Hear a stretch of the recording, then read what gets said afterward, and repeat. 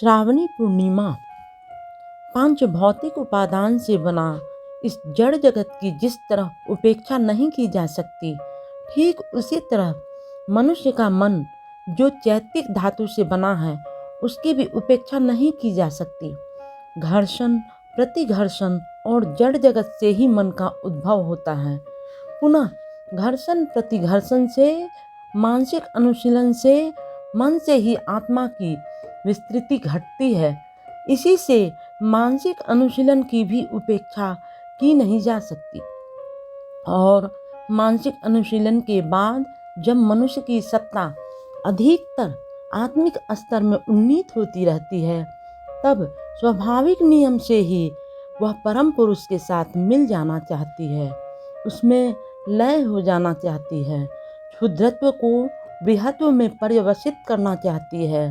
कारण विस्तारित होना एक मानव धर्म है, यह एक भागवत धर्म है। विस्तार, रस, सेवा, तद स्थिति, इन चार मुख्य गुणों को लेकर ही मनुष्य का अस्तित्व है। इसी से जीवन में तीनों ओर से देखना होगा। सभी क्षेत्रों में मनुष्य जब आगे बढ़ना चाहेगा तब क्या होगा? जैसे थेसिस, एंटीथेसिस, सिंथेसिस है। द्वितीय स्तर में सिंथेसिस थेसिस हो जाता है, उसके विपरीत एंटीथेसिस आता है। संघर्ष के कारणवश फिर सिंथेसिस का रूप परिग्रह करता है। यह जैसे भावलोक की वस्तु है और ठीक वैसे ही स्थूल जगत की भी वस्तु है। स्थूल जगत में यह जो आगे बढ़ते जाना है, यह आगे बढ़ते जाना सभी क्षेत्रों में ही इनर्शिया के विरुद्ध में कठोर रूप से, निर्मम रूप से संग्राम के द्वारा होता है। इस सहज सरल सत्य को बहुत से लोग कहने से डरते हैं। बहुतों को कहना अच्छा नहीं लगता, शायद किसी किसी को सुनने में भी अच्छा नहीं लगता। जैसे मध्य युग में नियम था कि सभी खेती नहीं करेंगे, खेती करना शायद पाप है। मैंने जब इस भाव जड़ता को तोड़ने की चेष्टा की थी, स्वयं हल चलाकर, तो बहुतों ने इसकी निंदा की थी। नहीं नहीं नहीं, हल छूना आपको मना है, ऐसा आप नहीं करेंगे, ऐसा उन्होंने कहा था। मैंने भी सुना, मैंने जोरपूर्वक हल चलाया। मैंने देखा कि मेरा कोई नुकसान ही नहीं हुआ। उन लोगों ने कहा आपका सर्वनाश हो जाएगा। मैंने देखा मेरा कोई नुकसान हुआ ही नहीं। यह एक व्यर्थ भाव जड़ता मात्र है, डॉगमा मात्र है। कारण जहाँ पर युक्ति जाल वर्जित भाव से मनुष्य को चलना पड़ता है या चलने के लिए बाध्य किया जाता है, वही है भाव जड़ता। हल जोतना मना क्यों है? उससे पाप क्यों होगा? किंतु हल जोत कर फसल उत्पन्न होती है, उस फसल को खाना तो मना नहीं है। इसका मतलब मैं जिस फल को खाऊंगा, जिस फसल को खाऊंगा, उसके लिए हल जोतकर एक व्यक्ति पाप भोग करेगा। यह कैसी युक्ति हुई? यह युक्ति ठीक नहीं है। तो वास्तव जगत में यह जो एनर्शिया है, इसके विरुद्ध में संग्राम करते ही जाना होगा। जिसने तुम्हारे अस्तित्व को विघ्न के द्वारा ही प्रतिबद्ध कर रखा है, उस विघ्न के सिंह को तोड़कर ही तुम नूतनत्व का आलोक देख पाओगे। हमारे इस स्थूल पांच भौतिक जगत में है पांच भौतिक शरीर। उस पांच भौतिक शरीर के लिए अन्न, वस्त्र, शिक्षा, निवास स्थान, चिकित्सा इत्यादि की आवश्यकता होती है। और इसके लिए क्या करना होगा? हाँ, संग्राम के द्वारा ही प्रतिष्ठित होना होगा। फिर इस संग्राम के माध्यम से प्रतिष्ठा है। मनुष्य हुआ सामाजिक जीव, अकेला जीव नहीं। उसे इस संग्राम के माध्यम से प्रतिष्ठित होना होगा। यह व्यक्तिगत प्रयास है, ठीक ही, किंतु इस व्यक्तिगत प्रयास के पीछे रहना होगा सामूहिक समर्थन तथा सामूहिक आकुति, एक सामूहिक तत्व। इस तत्व के आधार पर मनुष्य कोशिश किए जाएगा, संग्राम किए जाएगा। और तत्व यदि त्रुटिहीन हो तो तब तो मनुष्य अनायास ही अपने अभिष्ट में प्रतिष्ठित हो जाएगा। इसी से मनुष्य को आवश्यकता है एक दृढ़ संकल्प तथा दृढ़ संकल्प के साथ एक मजबूत दर्शन। इसी से भौतिक क्षेत्र में मनुष्य व्यक्तिगत और सामूहिक अस्तित्व की रक्षा करने के लिए एनर्सिया के विरुद्ध में संग्राम किए जाएंगे।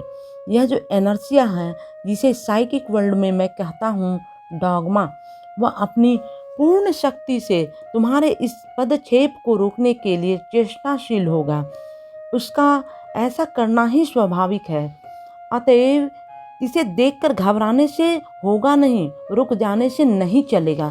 तुम्हें स्मरण रखना होगा कि आगे की ओर बढ़ने के लिए एनर्शिया का विघ्न आएगा ही। नहीं आना ही अस्वाभाविक है। नहीं आने का मतलब है कि तुम लंबी चौड़ी बातें ही कर रहे थे, तुमने चलने की चेष्टा नहीं की है। बहुत से लोग कहते हैं मैं यह करने गया, इसमें यह विघ्न आ गया, यह अमुक बात कही, इत्यादि इत्यादि। यह सब होना ही स्वाभाविक है। काम करने पर एनर्शिया नाना रूप नाना प्रतिरूप लेकर तुम्हारे सामने आ उपस्थित होगा और तुम उस विघ्न को खुशी मन से वरण करोगे तथा कहोगे भाई तुम आए हो, तुम अपना काम किए जाओ, मैं अपना काम करता जाऊं। आनंद सूत्रम में कहा गया है बाधा सायुष्माना शक्ति सेव्यम स्थापयति लक्ष्ये। ठीक वैसे ही मनुष्य का मनोजगत है जो एक्टोप्लाज्मिक स्टफ से यह बना है, जो चित्ताणु से बना है, जो चूर्णीभूत पांच भौतिक उपादान है। तुम्हें स्मरण रखना होगा मन का विराट जड़ीभूत रूप यह पांच भौतिक जगत है। फिर इस पांच भौतिक जगत से ही संघर्ष समिति के माध्यम से बना है चित्ताणु, मनोजगत, एक्टोप्लाज्मिक वर्ल्ड। यदि भौतिक क्षेत्र में मनुष्य संग्राम विमुख होता है, मनुष्य यदि विघ्न की उपेक्षा कर बचने में अपप्रयास में रत रहता है, तो वह ऐसा कर नहीं सकेगा, बल्कि संग्राम न करने के परिणाम स्वरूप उसके चित्ताणु की समृद्धि न होगी, उससे वह क्षतिग्रस्त होगा और परिणाम स्वरूप जब बृहत्तर असुविधा उसके सामने आ खड़ी होगी, तब वह उसके विरुद्ध में अपने को उपस्थित न कर सकेगा। इसी से भौतिक जगत में संग्राम मनुष्य को मानसिक जगत में संग्राम करने की प्रस्तुति ठीक कर देता है। फिर ठीक वैसे ही मानसिक जगत की उन्नति के कारण मानसिक जगत की विस्तृति से नए नए तथ्य उसके सामने आने लगते हैं, जो उन्हें जागतिक संग्राम में रसद पहुंचाने के समान काम करता है। और यही मानसिक अभिभावन तथा मानसिक अभिभावनिक दृढ़ता आत्मिक विस्तृति उत्पन्न कर देता है। आत्मिक विस्तृति मनुष्य के मन को और भी अधिक परम पुरुष की ओर अभिमुखी कर देती है। उसका तब मन चाहता है कि परम पुरुष की यह जो अनंत अखंड विस्तृति है, उसमें अपने क्षुद्र विस्तृति को उनमें ही मिलाकर मैं विराट हो जाऊं। वह तब अपने अभिष्ट सिद्धि में, जन कल्याण में, मानव कल्याण में और व्यक्तिगत जीवन के यथार्थ कल्याण में भी और अच्छी तरह से उन्नति कर सकता है। हम लोगों के इस श्रावणी पूर्णिमा को बहुत से लोग जानते हैं। यह जानने की चीज़ है। मैं तब बहुत छोटा था। मैं उस समय विद्यासागर कॉलेज में पढ़ता था। एक दिन सायंकाल को एक घटना हुई थी। एक आदमी था, वह बहुत दुष्ट प्रकृति का था। हम इस शब्द को व्यवहार इसलिए कर रहे हैं कि आज जो आदमी दुष्ट है वह कल साधु भी हो सकता है। आज जो मूढ़ है वह कल ज्ञानी भी हो सकता है। यह सब कुछ आपेक्षिक जगत की आपेक्षिकता के द्वारा अभिषिक्त है। इसी से इसका कोई शाश्वत रूप नहीं है। किसी आदमी को स्थायी रूप से दुष्ट नहीं कहा जा सकता। सब समय स्मरण रखना होगा कि इस दुष्ट के अंदर जो अच्छाइयाँ छुपी हुई है, उन्हें ही जागृत कर आगे बढ़ा इसे अच्छा आदमी बना डालूंगा। अच्छा माने क्या? हाँ, संस्कृत भद्र शब्द से भालू अच्छा शब्द आया है। संस्कृत में भद्र है, प्राकृत में पाली में भद्द है, इससे अर्ध प्राकृत में भल्ल है, इससे प्राचीन बंगला में भाला, भाइला और अभी बंगला में भालू है। फरीदपुर जनपद के ग्रामांचलों में एक छंद था, भाला आइलो बुरा गईलो। भाला माने गुड, और 1200 वर्ष पुराने बंगला के छंद में भी है। पार गजर संग सोई, दुर्जन संग अवसर तोई। नाद न बिंदु न रवि न शशिमंडल, उजड़े उजू छाड़ी न लेओ रे बांक। नियोरी बोही न खाओ रे लंका, हाथे कंकन न लेओ दापन। अपने अप बुझत नियमन, पार गजर सोई दुर्जन संग अवसर तोई। राम दाहिन जो फल विफला, सरह भनई वासपा उज बाट भैला। भाइला शब्द का निदर्शन मैंने दिखा दिया। तो भालू कहने से संस्कृत में भद्र कहने को ही समझा जाता है, जो सटीक ढंग से त्रिभु में ही शारीरिक, मानसिक और आध्यात्मिक को आगे की ओर बढ़ाए चलता है। अच्छा वह नहीं है जो बैठे बैठे मार खा रहा है, अपमानित हो रहा है, या शोषण पे शोषण का तांता लगा हुआ है और वह मुंह बंद कर उसे विधि लिपि, भाग्य में लिखा हुआ मानकर चलता है। यह सभी लक्षण अच्छे आदमी के नहीं हैं। अच्छे लोगों का लक्षण हुआ जो अन्याय के विरुद्ध संग्राम करे, न्याय को अपने मजबूत हाथों से पकड़ कर रहे, दुर्बल की रक्षा करे, पापी के विरुद्ध संग्राम करे, वही अच्छा आदमी है। जो अति बेचारा, जो शांत शिष्ट गुड्डी गुड्डी बॉय है, वे अच्छे आदमी नहीं हैं। तो हुआ क्या था? हाँ, एक दुष्ट प्रकृति का आदमी मेरे यहाँ आया था। मैं उस समय एक साधारण छोटा सा लड़का, मेरे पास वह क्या पाएगा, फिर भी वह मेरे पास आया था।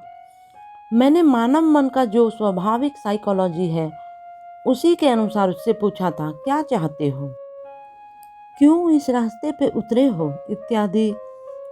तत्पश्चात कुछ देर तक मेरे साथ बातचीत हुई थी। उसने समझा था उसे कुछ करना उचित है, तथा बाद में उसने मुझसे दीक्षा भी ली थी। वही मेरी प्रथम दीक्षा देनी थी। आज फिर वही दिन घूम फिर कर आया है। बहुत दिन हुए, तब वह शायद थी 1938 ईस्वी। 41 साल पहले की यह घटना है। तो मानव मनीषा के कोरक में जो शुभ भाव निहित रहता है उसे जागृत कर डालो। उसे जगाने के लिए क्या करना चाहिए? बकना, झकना, तिरस्कार, शासन, शक्ति प्रयोग, सब कुछ ही करना पड़ता है। फिर साथ ही साथ चेष्टा भी किए जाना होगा, जिससे वह प्रक्षुब्ध कोरक विकसित हो, उसके रूप रस गंध से समग्र समाज उपकृत हो। आज के उस मनुष्य को प्रेरित कर आवश्यकता अनुसार शासन करना पड़ता है। शासन वर्जनीय नहीं है। शास्त्र में कहा गया है, हितार्थे शासनम हितार्थे अनुशासनम। भलाई करने के लिए जो शासन किया जाता है उसे ही अनुशासन कहते हैं। समाज में शासन की आवश्यकता है। शास्त्र में कहा गया है, निग्रहानुग्रहे शक्तो गुरुरित्य भी धीयते। जो कड़ा शासन कर सकते हैं तो वे अधिक प्यार भी कर सकते हैं, अर्थात अति ही प्यार भी करते हैं, और अति शासन भी करते हैं, वे ही हैं गुरु। जो केवल शासन करते हैं वे गुरु नहीं हैं, वे शत्रु हैं। जो केवल प्यार करते हैं, प्रेम करते हैं, वे भी गुरु नहीं हैं, वे भी शत्रु हैं। कारण मात्राधिक्य प्यार करने पर मनुष्य बिगड़ जाता है। जो दोनों ही करना जानते हैं वे ही गुरु हैं। इसलिए तुम लोग मनुष्य को प्यार के सहित शासन कर आदमी बनाओगे। जहाँ पर प्यार से काम नहीं हुआ वहाँ पर शासन की आवश्यकता है। औषधि मात्र ही जो मीठी होगी ऐसी कोई बात नहीं है। कड़वी औषधि की भी आवश्यकता है। रोगी बहुत समय कड़वी औषधि खाना नहीं चाहेगा, वह रोएगा, किंतु बढ़िया डॉक्टर उसे बलपूर्वक औषधि खिलाएगा। यही है विधि। तुम लोगों को मैं कहूँगा, संपूर्ण मानव समाज आज छत विछत है। विभिन्न व्याधियों से, विभिन्न भाव जड़ता से उसके सर्वांग आज दुर्गंधमय हो गए हैं। सर्वांग कोढ़ व्याधिग्रस्त हो पड़ा है। ऐसी अवस्था में सोच समझ कर जब जैसी चिकित्सा की आवश्यकता हो तब तैसी चिकित्सा की व्यवस्था ही कर मनुष्य जाति को संभाल कर ले चलना होगा। मैं एक बार फिर कहता हूँ, किसी मनुष्य को पहले ही दुष्ट या बुरा होने के सिद्धांत पर नहीं पहुँचाओगे। उसके अंदर अच्छे गुणों को खोज निकालने की चेष्टा करोगे तथा उसमें अच्छे गुणों की संख्या बढ़ जाने पर समाज उसे श्रद्धा करेगा। हर एक मनुष्य को श्रद्धा के आसन पर बिठाने की चेष्टा करोगे, किंतु श्रद्धा के आसन पर तुम बिठाने की चेष्टा किए जा रहे हो, उसे तुम प्रकाश नहीं करोगे। जो मनुष्य सर्वदा समाज को नुकसान पहुंचाते ही जाएगा, उसके विपक्ष में अत्यंत दृढ़तापूर्वक तुम्हें व्यवहार करना होगा। बृहत्तर मानव जाति के स्वार्थ के लिए, भूलुंठित मानवता के स्वार्थ के लिए, परम पुरुष की तृप्त्यर्थ के लिए, प्रीतार्थ के लिए। कलिकाता 25 अगस्त 1980 श्रावणी पूर्णिमा।